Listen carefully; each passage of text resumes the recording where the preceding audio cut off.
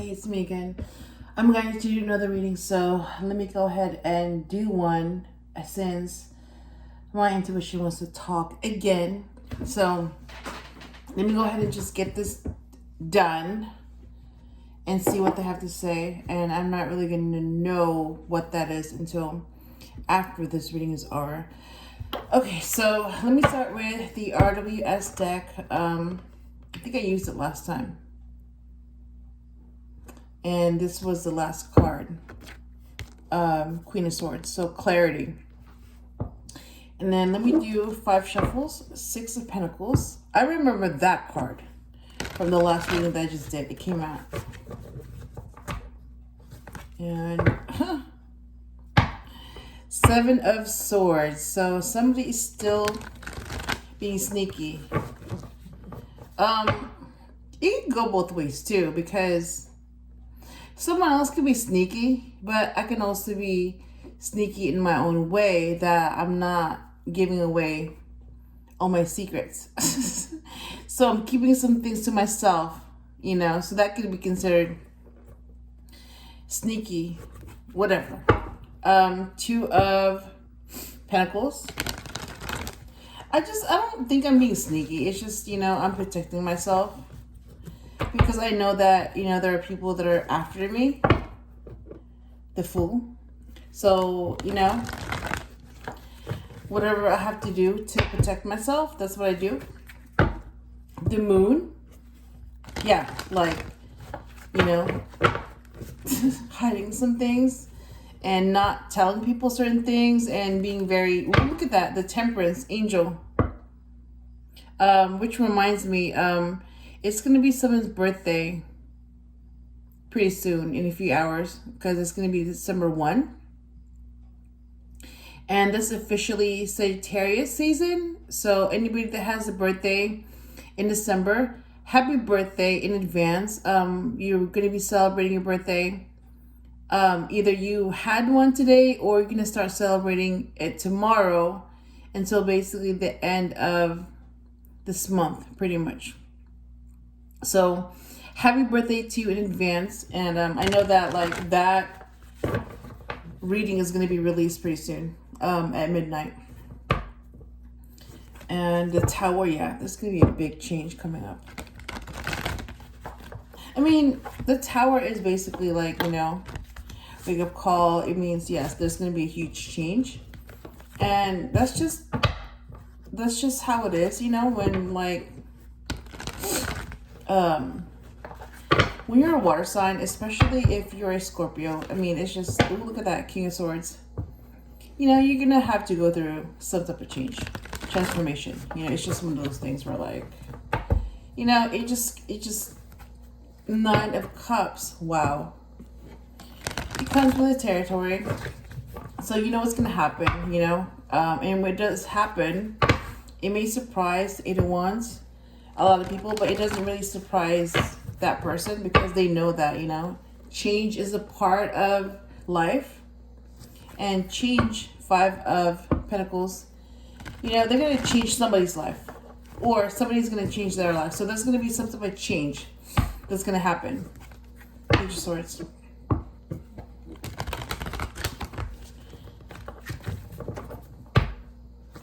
And the Hierophant. All right, I'm going to stop here.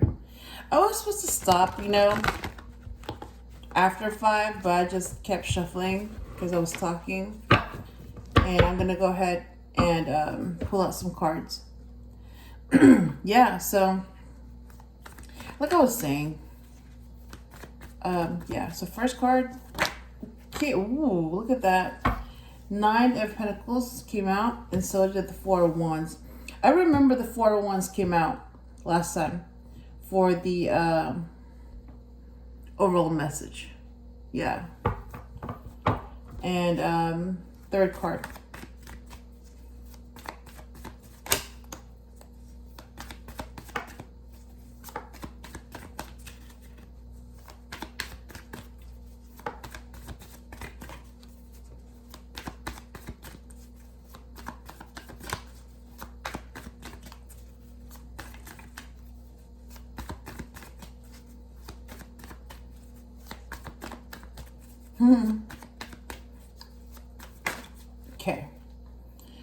Tower. Oh my God. And I just talked about that too because it came out. So, yeah, I'm already seeing like there's somebody that's single and independent. There's going to be a marriage. And there's going to be a big change. Wow. So I wonder what the fourth card is going to be. And that's going to pretty much finish the rest of the messages. Just in that shuffle, just in that first set of cards that came out. I mean, like, I'm at a point where just glancing, no, that's too many. Just glancing, you know, at the cards gives me an idea of what it's going to be about.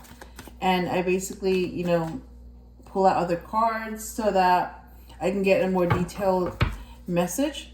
But like, I already have like a preview of what it's going to be about, you know, just from looking at the cards. And then, okay, that's still too many. Yeah, I'm going to put it back. And like pulling out more cards to clarify them. Here we go. 6 of Wands. So there's going to be a victory. Okay, so this is what I'm getting, okay? Just from looking at the cards that came out. So, there's a female that is single and independent. She's going to get married. There's going to be a big change. But there's a male on a horse. This male is going to be victorious. Huh. Interesting. And then looking at the Tower card, there's like a couple as well, a male and female, falling out of the Tower. So either they would have to change or they're going to cause change. But whatever it is, yeah, there's going to be change that's going to happen. Okay.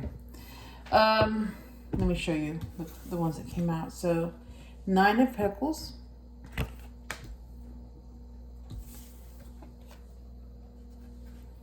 Four of Wands. I'm also noticing the colors too. Like, the 9 of Pentacles have a lot of yellow. And the 4 of Wands also have a lot of yellow.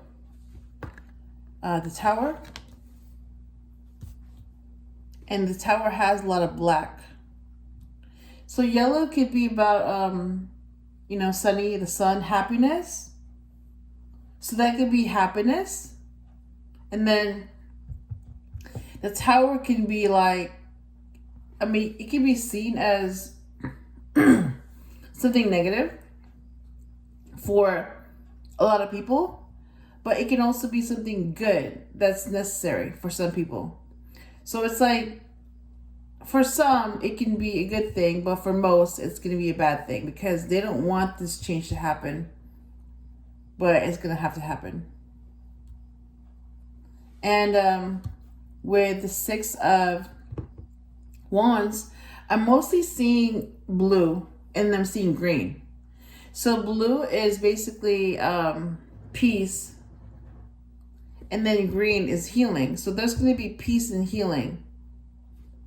And that's why whoever's on that horse, that man, is going to be victorious. Yeah, because the 6 of Wands is going to bring peace and healing. So whatever that was that he came back from brought peace and healing. Interesting. So you have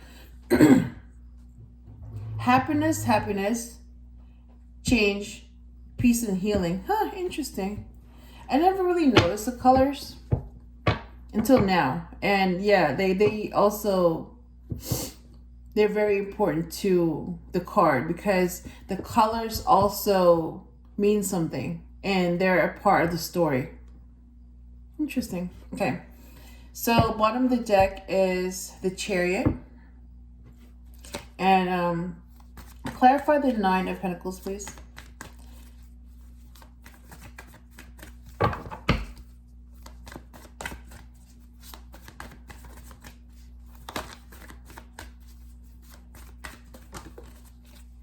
Okay, 2 cards came out. 3. Wow, okay. All right. The Strength card to clarify the 9 of Pentacles. Ooh, Knight of Cups. Knight of Cups to clarify the 4 of Wands. And Ace of Wands to clarify the Tower. So clarify the 6 of Wands, please.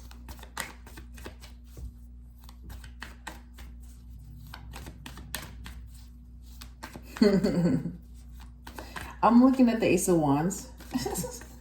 And I'm really hearing a message in my head. Look at that, 2 cards, which I'm not gonna share.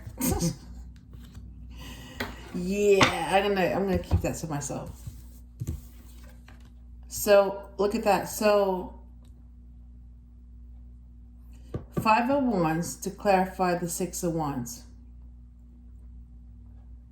And this message, the Hermit, I'm being told to put it as the main message. Okay. So bottom of the deck is Ace of Cups. Oh, wow. Ace of Cups. Wait a minute. So you have Ace of Wands, new passion, and Ace of Cups, new love. Huh. Interesting.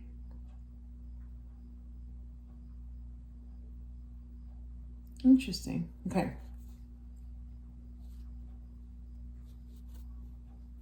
All right. Clarify Strength, please.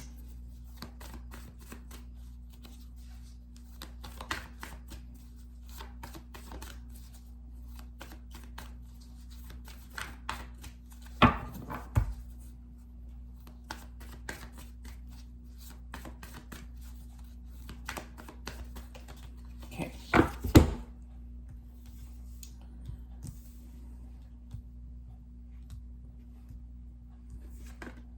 Ooh, 7 of Swords again to clarify the Strength card. And 8 of Cups to clarify the Knight of Cups. So clarify the Ace of Wands, please. Wow, quick. Judgment to clarify the Ace of Wands. And clarify the 5 of Wands, please.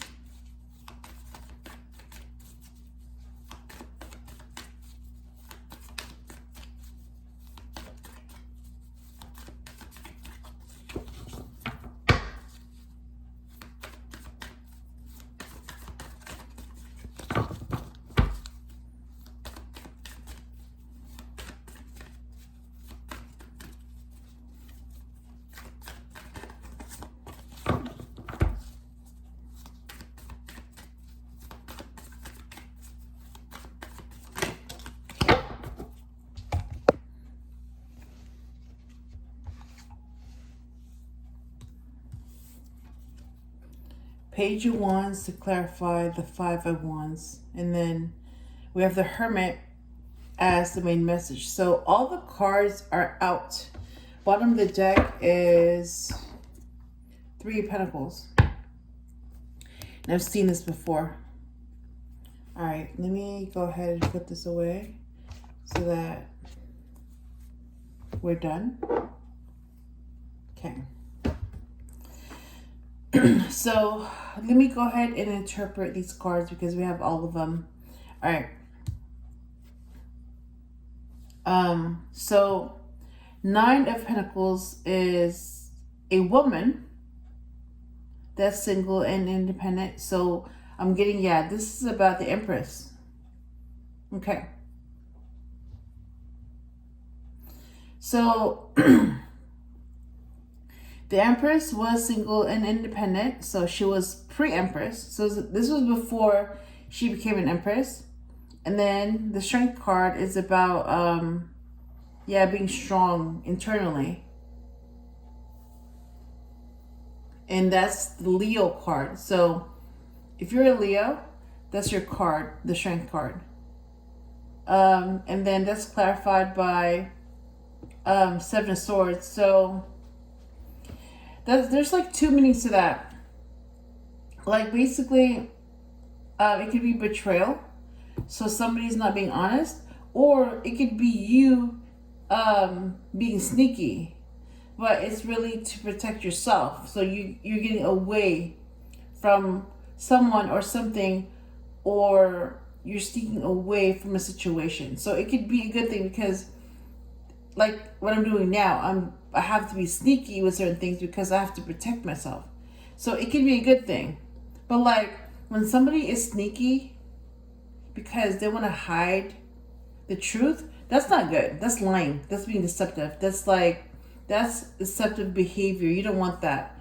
But like if you have to be sneaky to protect yourself because there are people after you, even though you haven't done anything wrong, then yeah, that can be a good thing, because sometimes you have to be sneaky in order to survive or defeat your enemies, or overcome those who are after you. Okay, so what I'm getting is that the Empress was single and I can't talk. Okay, let me slow down. So the Empress was single and independent. She was also strong internally. And because she was being attacked unfairly, she had to be sneaky to protect herself. Okay, that's what I'm getting. And then yeah, she got married. She got married to the Emperor because that's her match. And because, yeah, she fell in love with him. So basically, she had to walk away from people or a situation. So she had to make a choice. So in order to choose the Emperor, the one that she's going to marry, the one that she fell in love with, she had to walk away from certain people. So she had to leave something behind in order to move forward with something new. So out with the old, in with the new. Yep, that was the choice that she had to make. So she so what I saw was she embraced this positive change in her life, marrying the Emperor, who would help her become who she really is, and who would protect her and who would be at her side. And yeah, he's her match, like true match, real match. And because she fell in love, they fell in love with each other. Yeah, so she had to walk away from people and situations and connections that were no longer serving her. That's what I'm seeing, and that's what I heard. And yeah, the Tower came out, so that's like a big wake up call. Ace of Wands is new passion, and Judgment is basically spiritual awakening, or basically when you die, the way you lived your life is being judged, and that determines whether you pass the test or not. So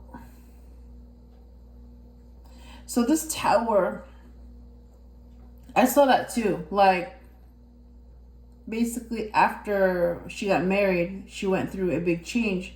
So the thing is that because of what she had to do to marry the Emperor, she knew that she had to go through changes. Basically, she had to be the kind of person that would make her Emperor happy. So she had to go through those changes to make sure that she was his match and that he would be happy. You know, and she would be the kind of wife that he would want to spend the rest of his life with. Yeah, so those changes that she made were really to make the Emperor happy. And it also made her happy because it made her a better person. So it was a good kind of change. So there was a big change, a big wake-up call. And there was a new passion, which is the Emperor. That was her new passion. And, oh, that's what I'm getting. So she had to go through this change, this wake-up call. So her wake-up call was making the decision to marry the emperor. That was like the big change. And the tower basically confirms that she had to make changes. It's like what's it called? It wasn't just about her anymore. It was about her and the emperor. So she had to make decisions for both of them, not just her, but what's best for the both of them. So she had to think about someone else's happiness besides her own.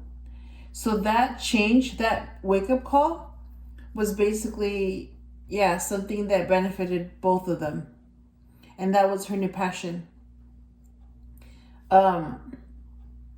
What's best for the emperor, who was her husband. And she knew that she would be judged based on how she lived her life. So becoming the empress and marrying the emperor and making changes and making sure that he's happy and all that, basically making sure that she fulfilled her destiny. She knew that she was following the right path, because that was her destiny, to find out that she's an empress and to realize that, yeah, she was supposed to be with her match, which is the emperor. And they were supposed to make changes together, both personally and professionally. Yeah, they were supposed to be a power couple who would make big changes. And then yeah, so this change, because she made positive changes for herself and for the emperor, so she came out of this victorious, because she knew that it wasn't just about her anymore. It was about them, her and the emperor, her match, who became her husband and the father of her kids and all that. So they became a family, and their legacy was the descendants of that family and whatever they left behind for their descendants. So she came out of that change victorious, because that change was both healing and peaceful for both of them. And there was some conflict, of course. I mean, that's, part of any kind of change. But she also remembered that, it's part of life, conflict. And because she already went through changes, and she made changes to make sure that she was happy and the emperor was happy, she was able to deal with conflicts head on as they came. And this is clarified by the Page of Wands. So that Page of Wands could be a male child that's a fire sign, Aries, Leo, or Sagittarius. So, the Emperor. I'm seeing the Emperor. So yeah, the Page of Wands was the Emperor as a child. So this is a possibility. I mean, that could be like one of their children, but most seem like that was the Emperor when he was a child. Yeah, he was excited about something, and he didn't expect to become an emperor, but that was part of his destiny. Just like becoming an empress was part of the destiny of the Nine of Pentacles. Yep. And the queens, that was a part of their destiny, to become an empress. So some of this conflict was tied to the emperor's childhood. And because she was by his side, they were able to get through these conflicts. And that was healing for him. And because I'm also seeing a male riding on a horse being victorious for the Six of Wands. So he also came out of that victorious, successful, because that was healing and peaceful for him. And for him, he was able to handle any conflict thrown his way, and he was able to find peace, a resolution, because he's been dealing with that since he was a kid.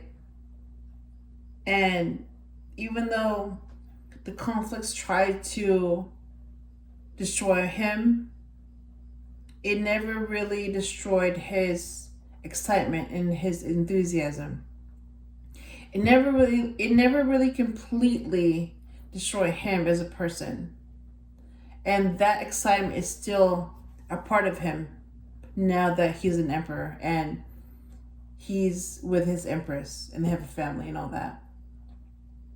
Yeah, so that could be the Page of Wands could be the emperor as a child. And looking back now, it just reminds him of how far he has come from where he was to where he is now.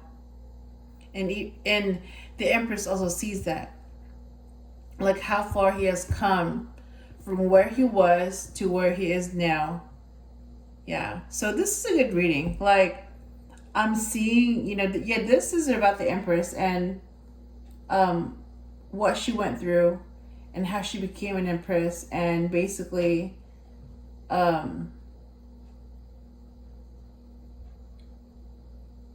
this is the story about the Empress and the Emperor, and yeah, how they got married, and